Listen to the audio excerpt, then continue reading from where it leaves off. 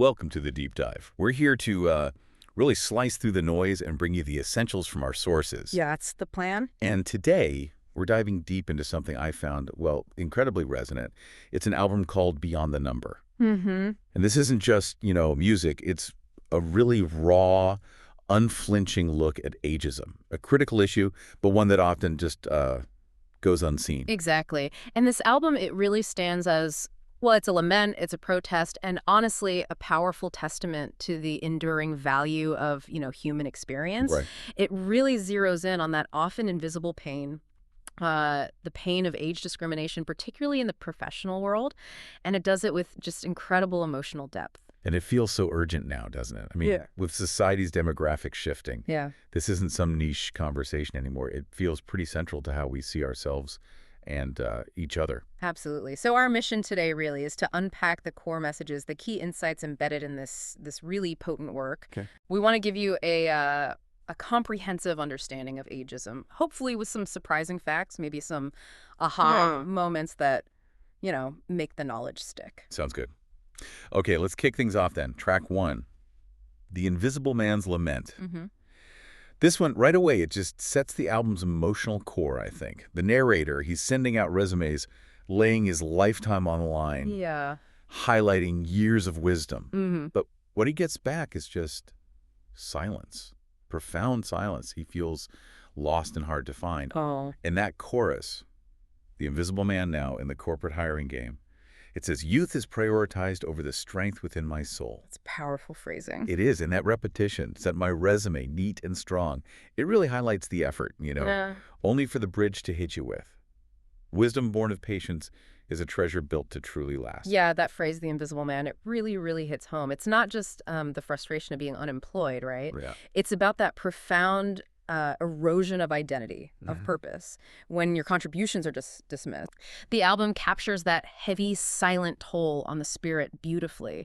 When your worth is overlooked just because of your age. And it's not just a feeling, is it? I mean, there are stats behind that. Oh, absolutely. What's often missed is the sheer statistical reality. Studies consistently show older applicants face significantly longer job searches. Sometimes, like 1.5 to 3 times longer than younger people. Even with the same qualifications. Even with identical qualifications. Mhm. So that invisibility, it's not just a feeling, it's a quantifiable systemic barrier. Wow. That makes the emotional weight even heavier. So, if Invisible Man's Lament is about being unseen, then track 2, just a number to them, it sort of drills down into the why. That dehumanizing corporate logic. Exactly. Here, the narrator's decades of experience, all those skills, disregarded. He's just a number on the page. Mhm. The chorus is blunt. I'm just a number to them in this corporate hiring game because, quote, they want the young, the fresh, the cheap. Oof, that line. They want the young, the fresh, the cheap. It just cuts right to the bone, doesn't it? It really does. It strips away everything human, experience, creativity, commitment, frames value purely in immediate economic terms, short-term costs. Yeah, experience becomes a liability. Exactly. It reflects this mindset where experience is somehow seen as a negative, not an asset. And it makes you ask, what kind of future are we building if we actively dismiss that depth of understanding? The kind that comes from decades of living, of working. And it's not just what the employers want, it's what society loses, which I think leads us right into track 3, the Unsung Wisdom. Good transition. This one broadens out. It's not just hiring. It's about this wider societal neglect of accumulated knowledge. Yes. The narrator, he's full of years, feels his voice is old and new somehow. Interesting. And the chorus makes it plain. It's the unsung wisdom, that heavy, quiet load, a lifetime of learning just relegated down a forgotten road. And that image. They see the silver in my hair, don't see the lessons in my soul. So stark. Unsung wisdom. That's such a powerful way to put it. It highlights that this isn't just, one person's struggle. Right. It's a loss for all of us, for society as a whole. I mean, think about it. These older generations, they saw the bubbles, saw the busts, right? You live through it. They held the steady hand in crisis. When they get pushed aside, we lose valuable guidance, that historical perspective, and maybe, most importantly, the chance to avoid repeating the same mistakes. That feels really relevant right now. It is. This deep wisdom, often earned through trial and fire, it finds no place for it at all. That just speaks to a kind of collective short-sightedness. Which brings us to track 4, put out to pasture. This one uses that agricultural metaphor. I found it incredibly affecting. Mm-hmm. The narrator, a seasoned pro at the top of my game, suddenly finds his bridges burn. He sings with his deep sadness about being put out to pasture, with a heart still keen and bright, watching the young ones take the reins. That's rough. And the frustration is just palpable when he says, got so much left to offer, wisdom running deep and true. What do you think is the biggest psychological impact? That feeling of being put out to pasture. Oh, that phrase. It just embodies that feeling of complete betrayal and dehumanization, really. Yeah. Imagine spending a lifetime building, leading, contributing, cultivating that sense of purpose, only to be told, basically, there's nothing left to do. It's truly heartbreaking. Yeah. And that analogy being like an animal no longer fit for work, it perfectly captures the sting of ageism, reducing a person just to their output. It's a lament, not just for lost work, but for lost purpose. It really underscores that silent and bitter truth when they essentially tell you, we won't let you play the game anymore. And the practical results of that lost purpose, they're shown so vividly in track 5, the Checkout Blues. Hey, yes, that's one. This is such a poignant narrative. Yeah. It shows the tangible reality of professional regression. We meet this seasoned hand behind the register, just counting change for minimum wage and nothing more. And the verses contrast that so starkly with his past. Right. He climbed the corporate ladder, wore a suit, and held my head up high. He built up systems, managed teams.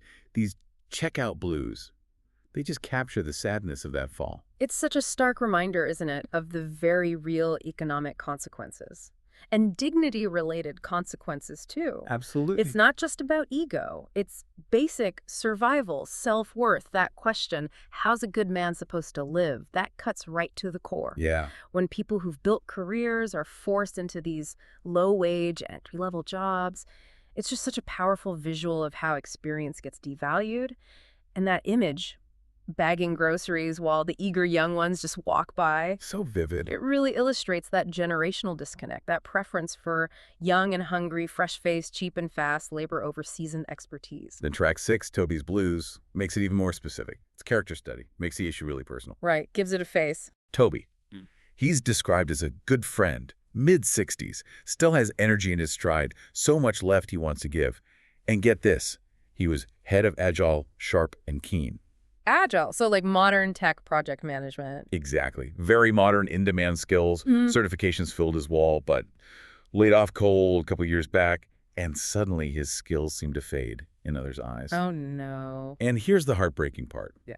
Toby, who used to teach software development, he's now painting houses, something he did back in his youth, doing, quote, not the job he wants to do, but the one the world has left. Wow. Toby's story is just devastating, precisely because it is so specific and contemporary. Yeah. It proves this isn't some abstract problem for like a specific generation or industry.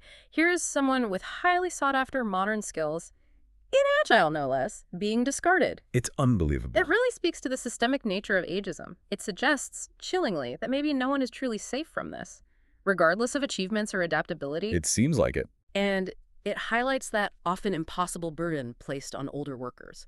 You know, constantly having to reskill, prove their relevance, even in fields they might have helped define. The fact he's back doing manual labor he did as a kid, it just underscores the sheer waste, the waste of his continued fire and wisdom. That transition, Yeah. highly skilled tech to manual labor, Yeah. it's just jarring. Yeah. And speaking of the modern world, track 7, the algorithm's cold eye. This brings a really chilling modern dimension, The tech angle. focusing on how impersonal digital hiring can be. The narrator, his life spent building line by line, is now just a file lost inside a digital haze. Oof. And the chorus directly targets the algorithm's cold eye. It sees no wisdom, knows no grace, acts like a filter, cutting deep, and is basically digging my corporate grave. Yeah. The imagery suggests experience just gets flattened into data points. Yeah, this track is genuinely unsettling. It taps right into that very contemporary fear, doesn't it? The idea that some cold, unfeeling algorithm is making crucial decisions about our lives, our worth. Without any empathy. Exactly. Devoid of human empathy or understanding. It perfectly captures that frustration of being evaluated by something that just cannot comprehend nuance or experience or potential. And it's not just a feeling.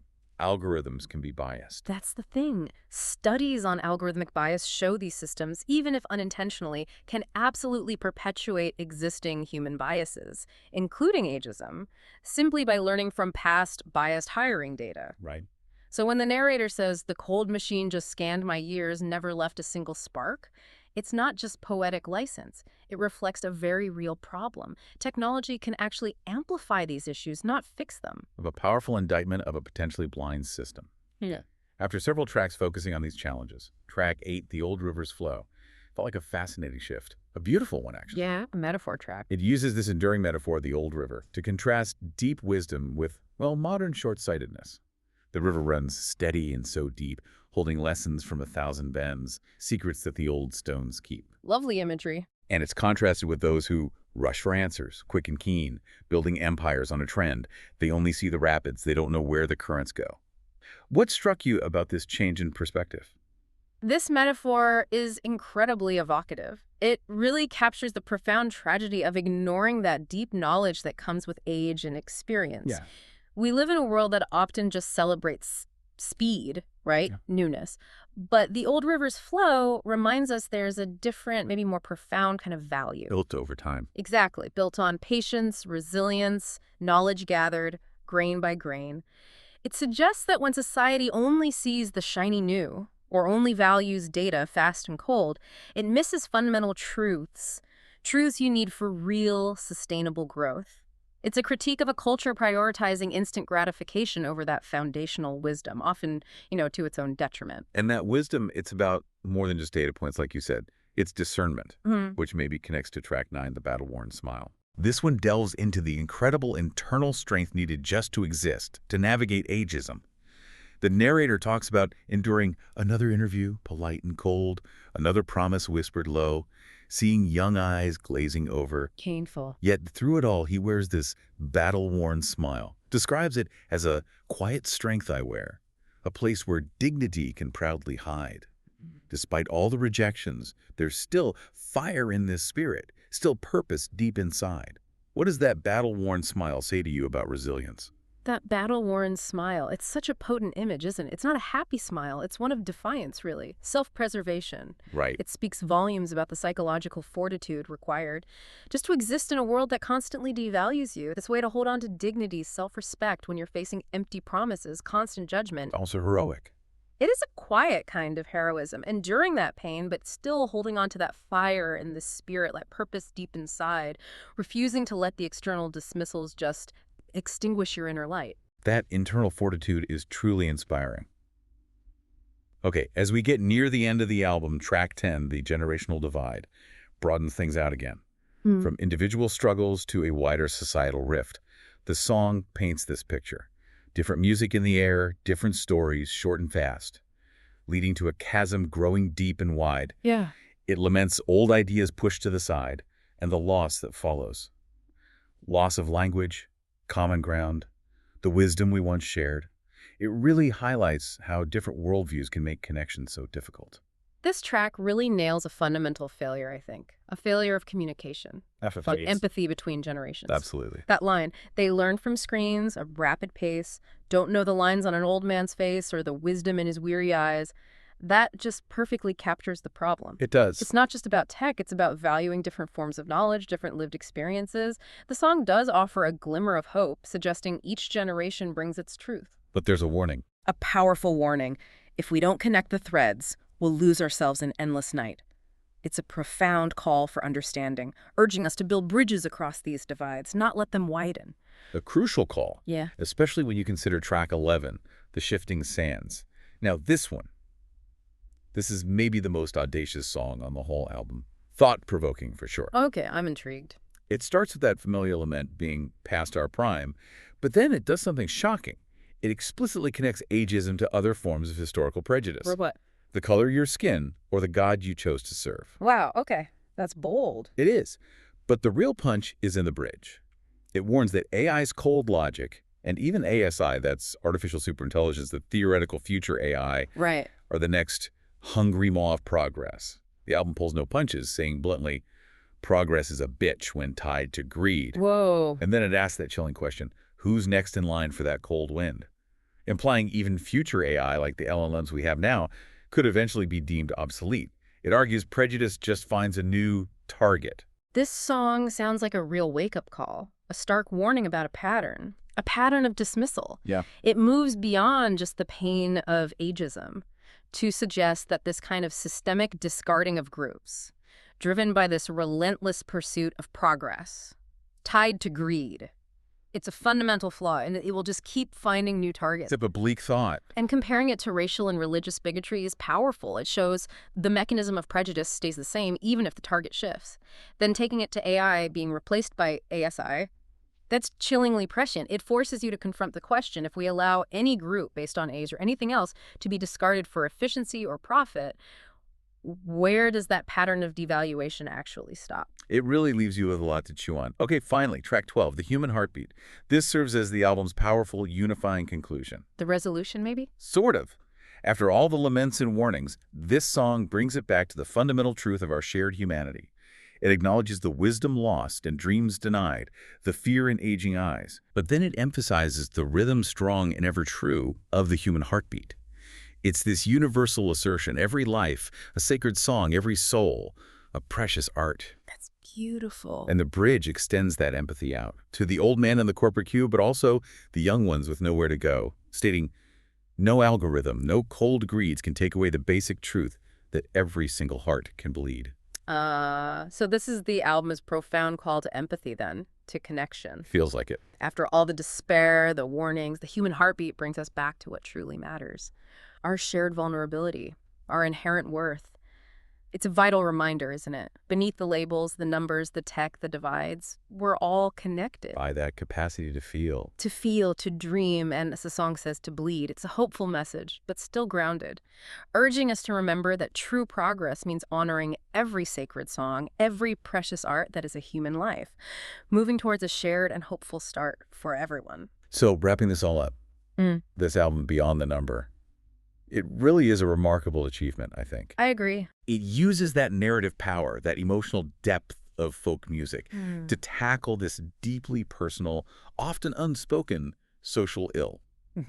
Its honesty is unflinching, portraying the pain of ageism, from corporate rejection to just that subtle societal dismissal of wisdom. It's way more than just grievances, though. Oh, yeah. A profound exploration of human value in this rapidly changing world, using those tangible metaphors we talked about. The invisible man being a number, the old river's flow, making abstract ideas feel really deep.